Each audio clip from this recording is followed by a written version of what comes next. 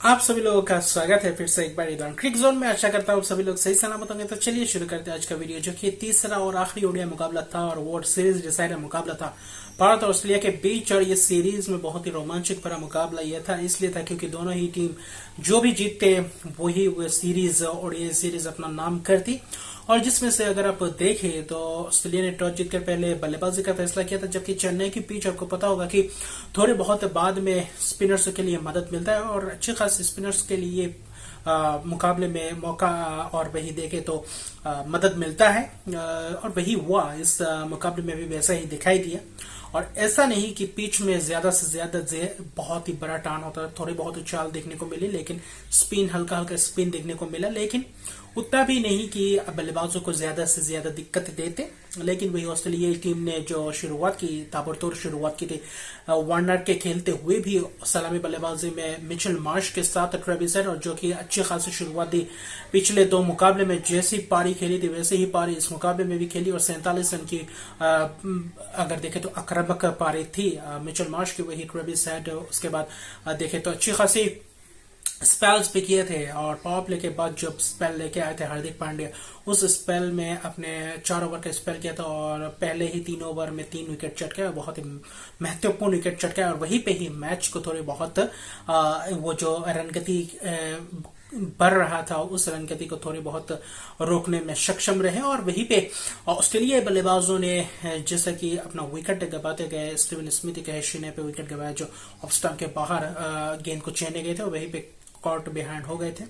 और वैसा ही विकेट कुछ ऐसे ही हाल में चलता रहा। मिचेल मार्श का भी विकेट जो आगे और वही पीछे नहीं जा पाए, और जिसके कारण खड़े खड़े रह गए। और वहीं पे इनसाइड एज लग के वहीं पे विकेट पे जाकर गेंद लगा और इसी तरह विकेट चटका। और जो 3 विकेट उस वक्त लग रहा था कि थोड़े बहुत इस मुकाबले में गेंदबाजों के लिए मदद है। पहले 10 ओवर ऐसे ही लग रहा था कि गेंदबाज को पूरी तरीके से ऑप्ट आउट कर दिया था ऑस्ट्रेलिया बल्लेबाजों ने, सलामी बल्लेबाजों ने।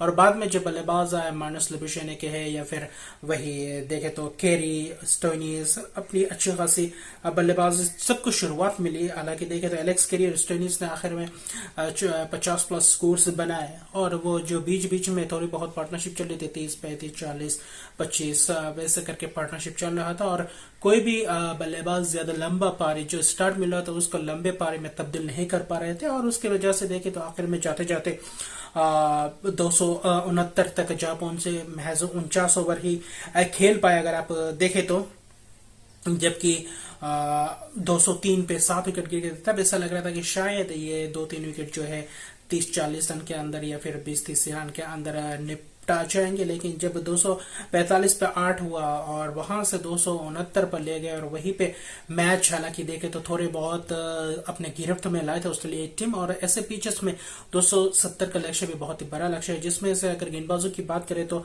कुलदीप यादव ने बेहतरीन गेंदबाजी की, 3 विकेट चटकाए। हार्दिक पांड्या के 3 विकेट और वही सिराज रक्षक के 2-2 विकेट थे और बहुत ही शानदार स्पेल्स थे। लेकिन जब भारतीय टीम बल्लेबाजी करने आए, 270 का लक्ष्य का पीछे करने आए, वही पावर प्ले में देखे तो भारत का भी शानदार अंदाज से शुरुआत हुआ था पावर प्ले में। हालांकि पावर प्ले में 67 रन बनाए थे 1 विकेट गवा के। लेकिन वही जो था, जो टॉप ऑर्डर के चारों बल्लेबाज थे, विराट कोहली, वही रोहित शर्मा, शुभमन गिल, वही कल प्रमोट किया गया था, केएल राहुल को 4थे नंबर पर भेजा गया था और कोहली का अर्धशतक आया था और खूबसूरत अंदाज से अर्धशतक आया, 54 रन बनाए। दोनों टीमों की अगर तरफ से देखें तो ये इकलौता अर्धशतक था इस मुकाबले में। और ऐसा लग रहा था जब शुभमन गिल का विकेट गया तब विराट कोहली और वही केएल राहुल अपना पारी को संभाल रहे थे और अच्छी खासी पार्टनरशिप कर रहे थे।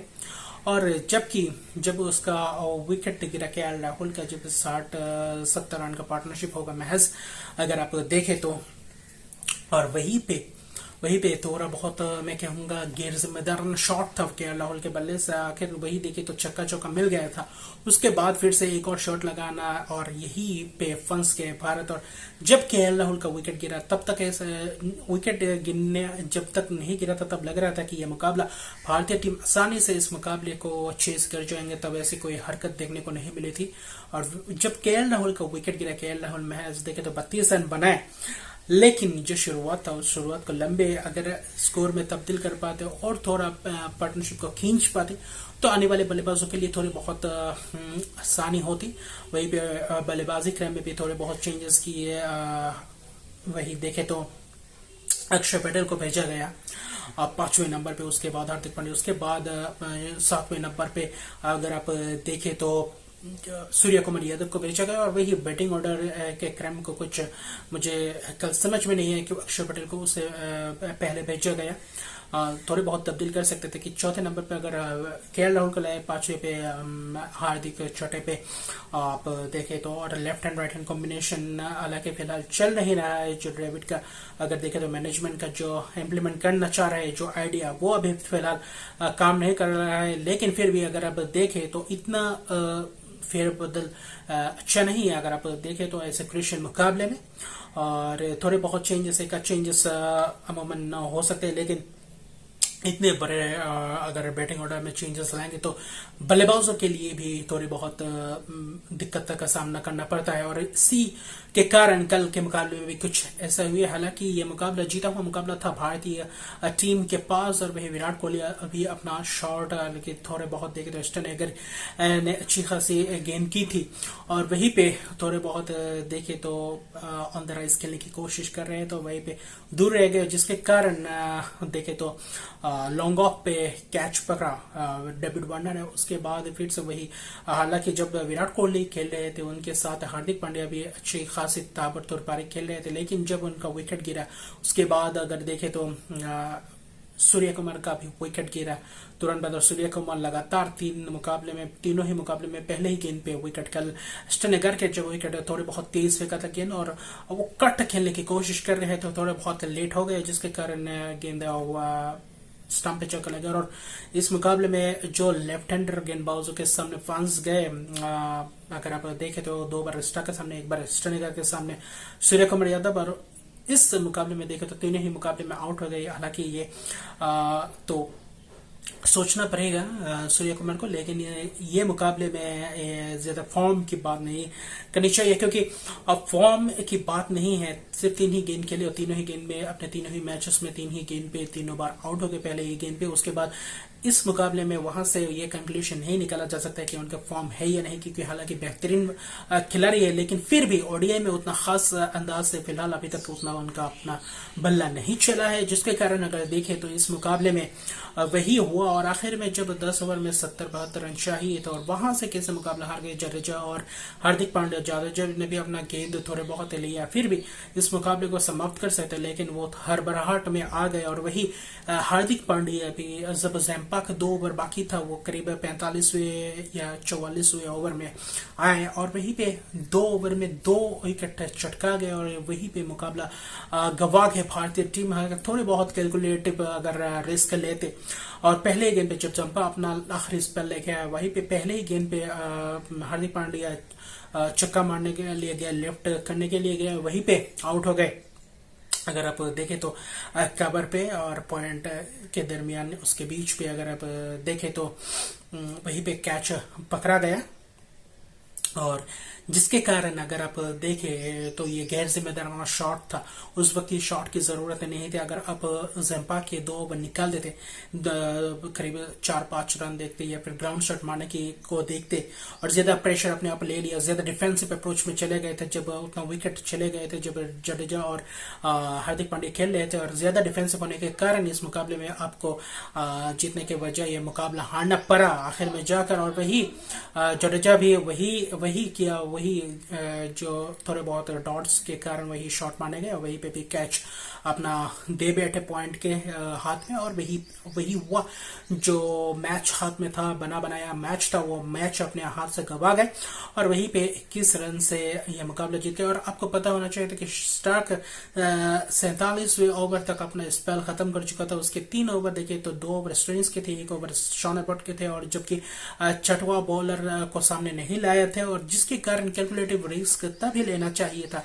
उनको पता होना चाहिए था भारतीय बल्लेबाजों को, हार्दिक पांड्या और खासकर जडेजा को, तब अगर पता चलता, कैलकुलेशन थोड़ा बहुत करते कि स्टार्क का अगर हम ओवर खेले तो जो 2 ओवर हमें मिलेंगे, 2 ओवर में अगर आपको 25 रन भी चाहिए तब भी आप कर सकते हैं, 30 रन भी चाहिए तब भी आप कर सकते हैं। स्टडीज के 2 ओवर थे, 1 ओवर स्ट्रॉन ओवर के थे, वहीं पे रिस्क ले सकते थे। 3 ओवर में अगर 40 रन भी चाहिए था, हालांकि आखिरी 3 ओवर में 39 रन ही चाहिए थे, जहां पे शामी ने आकर 14 रन बटोरे थे। ऐसा लग रहा कि तो उस वक्त कुछ मुकाबला कर पा सकते थे, और वही 2 ओवर में करीब 20-22 रन चाहिए थे, 24-25 रन चाहिए थे। और वही कुलदीप यादव शॉट्स नहीं लगा पाए थे, सिंगल्स पे फोकस कर रहे थे, और ये मुझे पता नहीं क्यों कुलदीप यादव शॉट्स नहीं लगा रहे थे। आखिरी बल्लेबाज जब थे थोड़े बहुत कोशिश करना चाहिए था।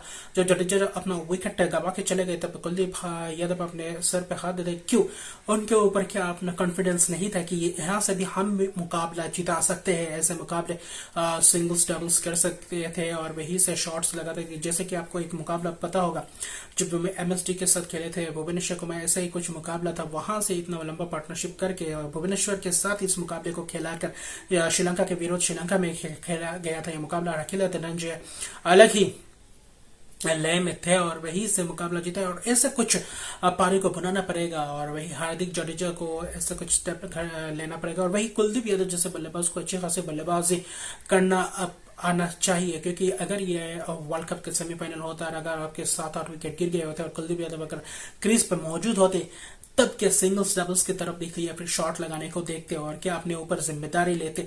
तो ऐसे हमारे भारतीय टीम में भी जो 9, 10, 11 के बल्लेबाज है, उनको बल्लेबाजी अच्छी खासी बल्लेबाजी आनी चाहिए, शॉट मारने आने चाहिए, सिंगल्स डबल्स भी लेने आने चाहिए। ऐसे क्रुशियल मुकाबले में जहां पे 20 गेंदों में 40 रन चाहिए, वो मुकाबला फिनिश करना भी आना चाहिए गेंदबाजी करने के साथ साथ। क्योंकि आज के जो इस समय में जो क्रिकेट चल रहा है, जो फॉर्मेट चल रहा है, जो डिमांड है, ये डिमांड भी है कि आपके 10-11 जो 9, 10, 11 के बल्लेबाज है, उसको अच्छी खासी बल्लेबाजी आनी चाहिए। हालांकि ऑस्ट्रेलिया की तरफ देखे स्टार्क जंपा, हालांकि जंपा देखे तो अंडररेटेड खिलाड़ी है, उनके बल्लेबाजी क्रम में देखे तो फिर भी वो अच्छी खासी बल्लेबाजी करते हुए आ रहे हैं।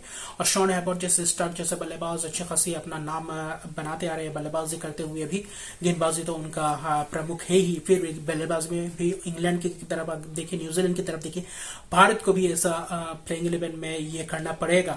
जो आखिरी के 3 बल्लेबाज उनको अच्छी खासी बल्लेबाजी करना पड़ेगा कि छोटे छोटे रन जो 10-12 गेंदों में 20-25-30 रन वो करना आना चाहिए। एटलीस्ट कोशिश करना आना चाहिए। विकेट कभी भी गिर सकता है, और तब तक कोशिश करना चाहिए जब तक ये मुकाबला खत्म ना हो। ऐसा नहीं कि गिव अप करना चाहिए कि अब यहाँ से नहीं हो सकता, हम ये कर नहीं सकते। ऑपोजिशन के माइंड में भी ये नहीं होना चाहिए कि अब ये 7 विकेट हमने ले लिए है, तो अभी ये 3 विकेट अभी कुछ नहीं कर पाएंगे, अगर 10 में 20 रन भी चाहिए तब भी नहीं कर पाएंगे, ऐसा नहीं होना चाहिए। तो ये खौफ होना चाहिए। और ऑस्ट्रेलिया की जो कप्तानी की है स्टीवन स्मिथ ने, उनको दाद देना पड़ेगा। जो दूसरे टेस्ट मैच के बाद, 2 टेस्ट हारने के बाद जब से कप्तानी मिली है, उसके बाद से 5 मुकाबले के लिए 2 टेस्ट है, 3 ओडीआई मैच, सिर्फ एक ही हारा है, जो पहला मुकाबला मुंबई में वानखेड़े में हारे थे। उसके अलावा 1 टेस्ट जीता था, यहाँ पे 2 वनडे और 1 ड्रॉ करवाए थे। और सीरीज बहुत ही महत्वपूर्ण था, ये ओडीआई सीरीज भी, टेस्ट सीरीज भी, और सीरीज को अच्छी तरीके से खत्म किया ऑस्ट्रेलिया कप्तान स्टीव स्मिथ। हालांकि परफॉर्मेंस नहीं उनके उतने अच्छे नहीं आए, लेकिन फिर भी कप्तानी के अगर देखें तो पूरी तरीके से अपने आइडियाज को एग्जीक्यूट किया, अपने गेंदबाज बल्लेबाजों से अपना 100% निकाला, और वही अच्छा परफॉर्मेंस दिलवाए। और वही पे यही तो है कप्तान का काम। अगर आप कप्तानी करते हैं और वही पे अगर आप ऐसा कारनामा कर जाते, अच्छे खासे कल फील्डिंग भी थे जो अक्षर पटेल को रन आउट किया था, क्या खूबसूरत अंदाज से अगर देखें तो सेंस ऑफ ह्यूमर था, और ये जो प्रेजेंस ऑफ माइंड है जो फील्ड में चाहिए हर खिलाड़ी को, वैसा ही प्रदर्शन किया, और अच्छी खासी प्रदर्शन रहा ऑस्ट्रेलिया को। हालांकि थोड़े बहुत देखे तो 23 गेंदबाज में पैट कमिंस, जोश हज़ारे जैसे खिलाड़ी नहीं होने के बावजूद भी कल स्टार्क का दिन उतना भी अच्छा नहीं गया था। फिर भी इस मुकाबले में स्पिनर्स ने किया, जंपा के वो जो क्या खूबसूरत अंदाज से 4 विकेट चटकाया, श्रीनगर का 2 विकेट, और बेहद महत्वपूर्ण ये जो स्पेल था जंपा का, ये भी काबिल तारीफ है। और यही देखे तो सीरीज जीता बहुत ही खूबसूरत अंदाज से।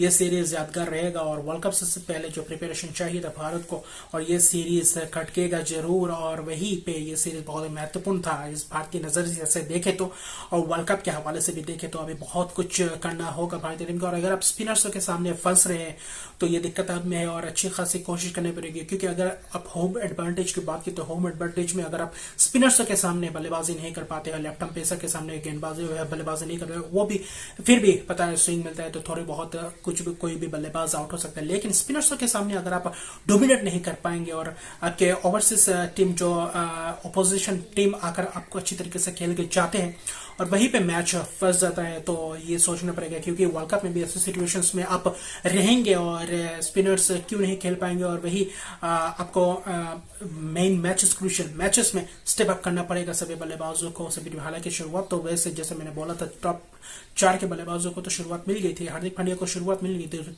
तो उसके बाद क्यों खत्म नहीं कर पाए इस मुकाबले को और जीत की तरफ क्यों नहीं ले गए। 21 रन से मुकाबला जीता 269 रन करने के बाद। और इस सीरीज में एक बात है कि कोई भी टीम पूरे 50 ओवर पूरे मैच खेल नहीं पाए और ये भी एक बात है। और सूर्य कुमार का फिलहाल ये फेज ही कह सकते हैं कि ये फेज निकल चुका है फिलहाल। अभी तो ये सीरीज खत्म हो चुका है, तो अभी एक और हफ्ते बाद आईपीएल के रंग में रंगने वाले हो, तो आईपीएल के हवाले से भी बहुत सारे खबर आएंगे और वीडियोस रिव्यूज प्रीव्यूज आएंगे और टीम के हवाले से भी शेड्यूल कौन सा होंगे, कहाँ पे मैचेस खेले जाने वाला है, कब कब मैचेस है, किन के मैचेस है, टीम स्क्वाड्स के भी हवाले से भी रिव्यू लाएंगे। तो मिलते हैं अगले वीडियो में, तब तक के लिए गुड बाय।